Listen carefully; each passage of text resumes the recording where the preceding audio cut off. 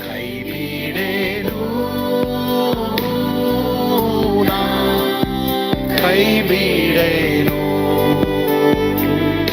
ಆ ಮಾತು ಹೇಳಿದ ನನ್ನ ಹೇಳಿದ ನಲ್ಲವೇ. ನಾ ಕೈ ಬಿಡೇನು, ನಾ ಕೈ ಬಿಡೇನು, ಆ ಮಾತು ಹೇಳಿದ ನನ್ನ ಹೇಳಿದ ನಲ್ಲವೇ.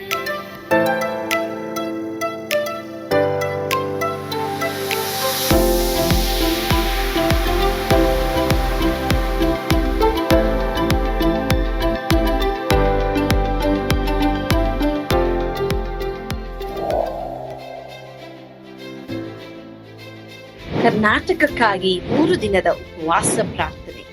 ಹಲವಾರು ಜಿಲ್ಲೆಗಳು, ಲೆಕ್ಕವಿಲ್ಲದಷ್ಟು ಹಳ್ಳಿಗಳು ಮತ್ತು ರಕ್ಷಣೆಯ ಅವಶ್ಯವಿರುವ 6.5 ಕೋಟಿಗಿಂತ ಹೆಚ್ಚು ಆತ್ಮಗಳು ಇರುವಂತ ಕರ್ನಾಟಕ ರಾಜ್ಯಕ್ಕಾಗಿ ಪೌಳಿಯ ಒಡಕಿನಲ್ಲಿ ನಿಂತು ನಾವು ಪ್ರಾರ್ಥಿಸುವಾಗ ನಮ್ಮೊಂದಿಗೆ ಸೇರಿಕೊಳ್ಳಿರಿ.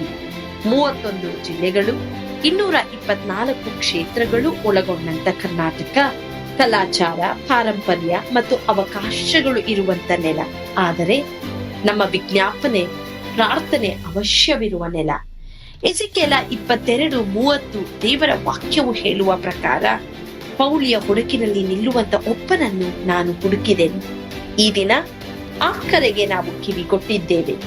ಏಪ್ರಿಲ್ 14, 15, 16ರಂದು ಹೃದಯಪೂರ್ವಕ ಪ್ರಾರ್ಥನೆಗಳು, ಆರಾಧನೆಗಳು, ದೇವರ ವಾಕ್ಯದಲ್ಲಿ ಬೇರೂರಿರುವ ಬಲವಾದ ದೇವರ ಸಂದೇಶಗಳ ಮೂಲಕ ಯೇಸುವಿನ ಪ್ರೀತಿಯಿಂದ ಕರ್ನಾಟಕ ಬದಲಾಗುವುದನ್ನು ಕಾಣೋಣ. ಹೆಚ್ಚಿನ ಮಾಹಿತಿಗಾಗಿ ಸಂಪರ್ಕಿಸಿ 9686444722, 9742088223, 9686236323. ಸ್ಥಳ victory children home, Sasalu, Doddaballapura taluk, Bengaluru ಗ್ರಾಮಾಂತರ. ಯೇಸು ಕೈ ಬಿಡನು ದೈನಂದಿನ ಸತ್ಯವೇದ ಅಧ್ಯಯನಕ್ಕೆ ನಿಮ್ಮೆಲ್ಲರನ್ನು ನಾನು ಸ್ವಾಗತಿಸುತ್ತೇನೆ. ನೀವೆಲ್ಲರೂ ಆರೋಗ್ಯವಾಗಿದ್ದೀರಾ ಎಂಬುದಾಗಿ ನಾನು ನಂಬ್ತೇನೆ. ಮಾತ್ರವಲ್ಲದೆ ಈ ಒಂದು ಶ್ರಮೆ ಮರಣದ ದಿನಗಳು ನಾವು ಆಚರಿಸ್ತೇವೆ. ಹೀಗಾಗಿ ಯೇಸು ಸ್ವಾಮಿ ಸತ್ತದ್ದು ಮತ್ತು ಯೇಸು ಸ್ವಾಮಿ ಸಾಯುವುದಕ್ಕಿಂತ ಮುಂಚೆ ಗೆತ್ಸೇಮನೆಯಲ್ಲಿ ಶ್ರಮೆ ಪಟ್ಟದ್ದು, ಅವರು ಶಿಷ್ಯರೊಂದಿಗೆ ಪ್ರಾರ್ಥನೆ ಮಾಡುವಾಗ ಯಾವ ರೀತಿ ಕಷ್ಟಪಟ್ಟರು, ಮತ್ತು ತನ್ನ ಸ್ನೇಹಿತನಾದಂಥ ಜೊತೆ ಶಿಷ್ಯನಾದಂಥ ಯೂದನು ದ್ರೋಹ ಮಾಡಿ ಆತನು ಹಿಡುಕೊಟ್ಟದ್ದು, ಶಿಲುಬೆಯಲ್ಲಿ ಏನೆಲ್ಲ ಆತನು ಕಷ್ಟವನ್ನು ಅನುಭವಿಸಿದ್ರು, ಇದರ ಕುರಿತು ನಾವು ಧ್ಯಾನ ಮಾಡುವುದು ಸಹಜ, ಅದು ಒಳ್ಳೆಯದೇ. ಅದ್ರ ಜೊತೆಗೆ ನಾವು ಮನವನ್ನು ತಿರುಗಿಸ್ಬೇಕಾಗಿದೆ. ಸೊ ಹೀಗಾಗಿ ಈ ವಾರ ನಾನು ಈ ಶ್ರಮೆ ಮರಣದ ಕುರಿತು ಕೆಲವು ವಾಕ್ಯಗಳನ್ನು ನಿಮಗೆ ನಾನು ತಿಳಿಸೋದಕ್ಕೆ ಇಷ್ಟಪಡ್ತೇನೆ. ಇವತ್ತು ನಾವು ಯೂದನು ಅಥವಾ ಸ್ನೇಹಿತನು ದ್ರೋಹಿಯಾದದ್ದು ಹೇಗೆ, ಅದರ ಕುರಿತು ನಾವು ಒಂದು ವಾಕ್ಯದ ಮುಖಾಂತರ ನಾವು ಕಲಿಯೋದಕ್ಕೆ ಹೋಗ್ತೇವೆ. ಅದು ಯೋಹಾನ 13ನೇ ಅಧ್ಯಾಯ 2ನೇ ವಚನದಲ್ಲಿ ಬರೆದಿರುವಂಥದ್ದಾಗಿದೆ. ಜಾನ್ 13:2 ಓದಿಕೊಳ್ಳಲ್ವಾ? ಅವರು ಊಟಕ್ಕೆ ಕೂತುಕೊಂಡಿದ್ದರು. ಅಷ್ಟರೊಳಗೆ ಸೈತಾನನು ಸೀಮೋನನ ಮಗನಾದ ಇಸ್ಕರಿಯೋತ ಯೂದನ ಮನಸ್ಸಿನಲ್ಲಿ ಯೇಸುವನ್ನು ಹಿಡುಕೊಡಬೇಕೆಂಬ ಆಲೋಚನೆಯನ್ನ ಹುಟ್ಟಿಸಿದ್ದನು. ಎಂದಾದ್ರೂ ನಿಮ್ಮ ಜೀವಿತದಲ್ಲಿ ಒಬ್ಬ ಸ್ನೇಹಿತನು ದ್ರೋಹಿ ಆದದ್ದನ್ನು ನೀವು ಕಂಡಿದ್ದೀರಾ? ಅಥವಾ ಆ ಒಂದು ವೇದನೆ, ನೋವನ್ನ ನೀವು ಸೇವೆಯಲ್ಲಿರ್ಬೋದು, ಕುಟುಂಬದಲ್ಲಿರ್ಬೋದು, ಬಿಸ್ನೆಸ್ ಅಲ್ಲಿರ್ಬೋದು, ನಿಮ್ಮ ಫ್ರೆಂಡ್ಸ್ ಸರ್ಕಲಲ್ಲಿ ಇರ್ಬೋದು, ಆ ರೀತಿ ಅನುಭವಿಸಿದಂಥ ಒಂದು ನೋವು ಇದೆಯಾ ನಿಮಗೆ? ಇದು ಹೇಗೆ ಸಾಧ್ಯ ಎಂಬುದಾಗಿ ನೀವು ಅಂದುಕೊಳ್ಬಹುದು. ಆದರೆ ಈ ಒಂದು ದ್ರೋಹ ಖಂಡಿತವಾಗಿ ನಿಮ್ಮನ್ನ ಸ್ತಬ್ಧಕ್ಕೆ ಒಳಪಡಿಸಿರಬಹುದು. ಇಂಗ್ಲಿಷ್ನಲ್ಲಿ ಯು ಮೈಟ್ ಬಿ ಸ್ಟಂಡ್. ಆ ರೀತಿ ಕೆಲವರು ಇವತ್ತು ಸಹ ನೀವು ಇರಬಹುದು. ನಮ್ಮ ಜೀವಿತದಲ್ಲಿ ಒಬ್ಬ ಸ್ನೇಹಿತನ ದ್ರೋಹಿ ಆಗುವುದು ನಿಜವಾಗ್ಲೂ ಒಂದು ನೋವಿನ ವಿಷಯವೇ. ಇಲ್ಲಿ ದ್ರೋಹಿ ಆಗುವುದು ಸಾಧಾರಣವಾಗಿ ಆದಿಯಿಂದಲೇ ಇತ್ತು. ಸೈತಾನನು ಇಂಥ ಸಂಬಂಧಗಳನ್ನ, ಒಳ್ಳೆಯ ಸಂಬಂಧಗಳನ್ನ ಮುರಿದು ಹಾಕುವುದಕ್ಕಾಗಿಯೇ ಕಾಯ್ತಾ ಇರ್ತಾನೆ ಎಂಬುದಾಗಿ ನಾವು ತಿಳ್ಕೊಳ್ಬೇಕು. ಸೊ ಹೀಗಾಗಿ ಒಬ್ಬ ಸ್ನೇಹಿತನು ನಿಮಗೆ ದ್ರೋಹಿ ಆಗುವಂಥದ್ದು ಹೊಸದೇನಲ್ಲ, ಅದು ಆದಿಯಿಂದಲೂ ಇದ್ದದ್ದು. ಸೊ ದಯವಿಟ್ಟು ಮರೆಯಬೇಡಿ, ಸೈತಾನ್ ಯಾಕೆ ಪರಲೋಕದಿಂದ ತಳ್ಳಲ್ಪಡ್ತಾನೆ ಅನ್ನೋದನ್ನ ನಾವು ಈ ವಾಕ್ಯದಿಂದ ನಾವು ನೋಡ್ತೇವೆ.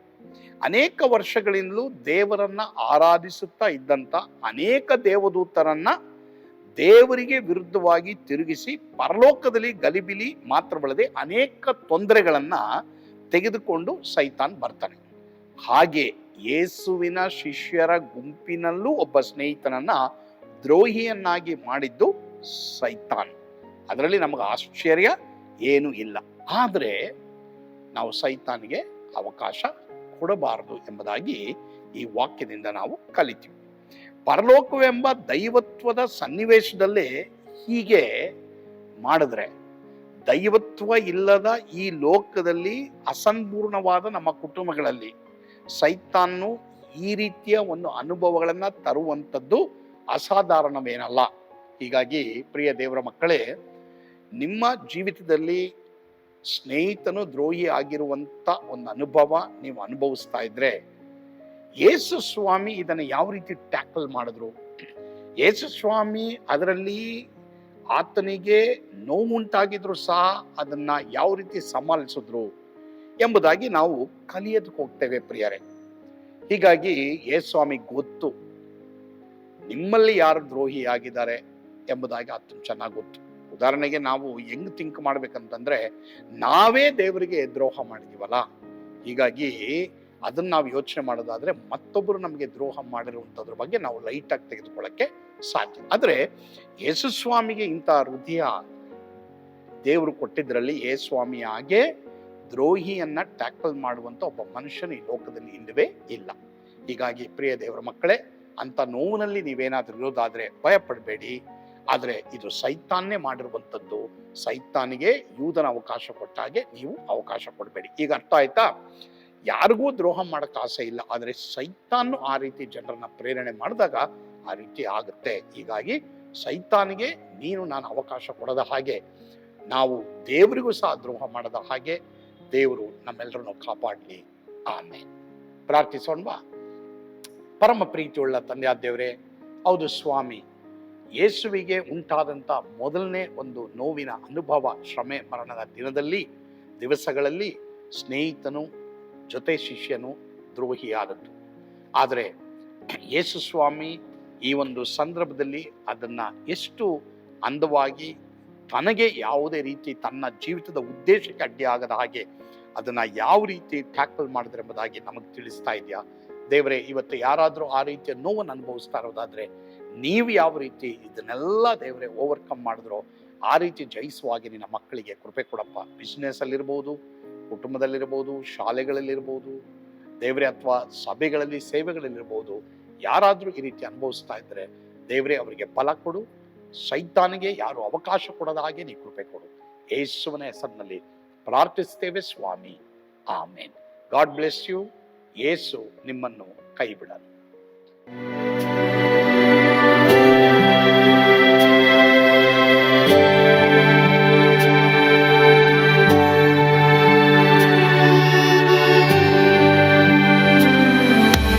ನಾನು ಪಾತ್ರದಲ್ಲಿ ಇರುವಾಗಲೂ ನೀನು ಭಯಪಟ್ಟು ಓಡಬಾರದು. ನನ್ನ ಮಾತನಂಬಿ ಸ್ಥಿರವಾಗಿರು.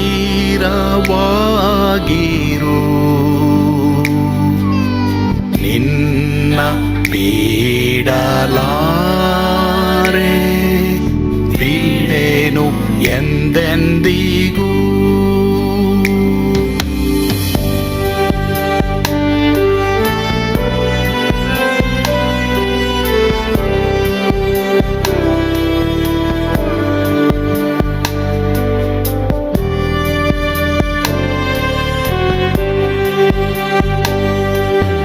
ನಾ ಕೈ ಬಿಡೆನು, ಕೈ ಬಿಡೆನು, ಆ ಮಾತು ಹೇಳಿದನಲ್ಲ, ತಾ ಹೇಳಿದನಲ್ಲವೇ. ನಾ ಕೈ ಬಿಡೆನು, ನಾ ಕೈ ಬಿಡೆನು, ಆ ಮಾತು ಹೇಳಿದನಲ್ಲ, ತಾ ಹೇಳಿದನಲ್ಲವೇ.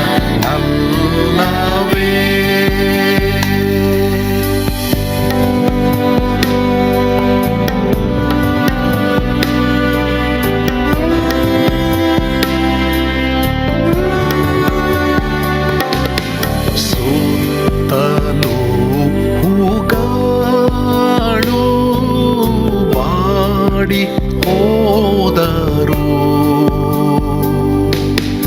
ಮೇಲೆ ಸ್ವರ್ಗದೋಳು ಬಾದಲಾಗದು.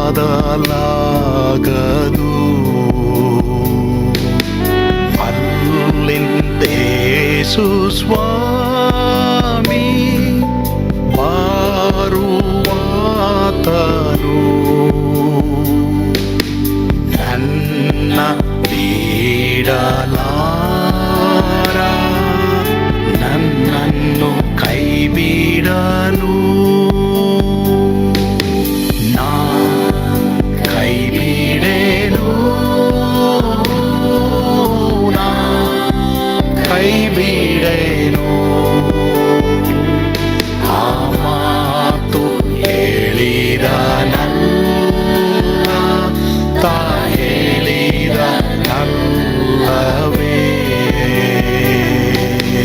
ನಾ ಕೈ ಬಿಡೆನು, ನಾ ಕೈ ಬಿಡೆನು, ಆ ಮಾತು ಹೇಳಿದನಲ್ಲ, ತಾ ಹೇಳಿದನಲ್ಲವೇ.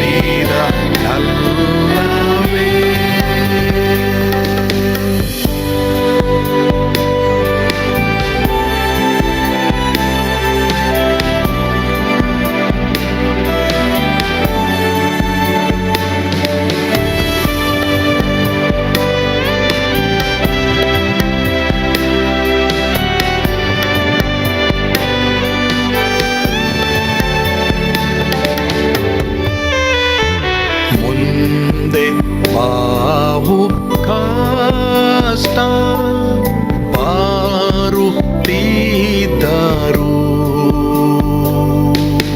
ಬಾಯ ಪಾಡಲಾರೆ, ಸ್ವಾಮಿ ಇದ್ದಾನೆ. ಬಾಲವಾಗಿ ನಿಂತು ಹರ್ಷಗೊಳ್ಳುವೆ, ಸ್ವಾಮಿ ಬಿಡಲಾರ, ಸ್ವಾಮಿ ನನ್ನ ಕೈ ಬಿಡನು. ನಾ ಕೈ ಬಿಡೆನು, ನಾ ಕೈ ಬಿಡೆನು, ಆ ಮಾತು ಹೇಳಿದನಲ್ಲ, ತಾ ಹೇಳಿದನಲ್ಲವೇ.